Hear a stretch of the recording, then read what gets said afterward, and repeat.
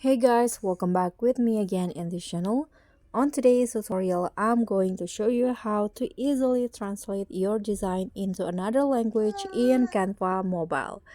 So here I have this design on Bahasa Indonesia or Indonesian language, and I want to translate this into another language. So what you need to do if you want to do the same is click on the three dots icon at the top here and go to the resize and magic switch. Click on that and you'll easily translate option in here, so click on that and just select the language. For example, I'm going to just change it into English, and here click on translate. Just wait until it's finished.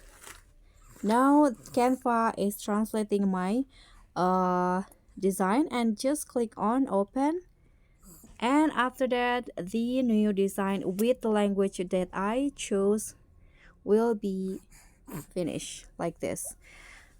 So all of the languages will be changed into English. So thank you so much for watching. Don't forget to like, comment and subscribe, and also click on the thanks. Bye.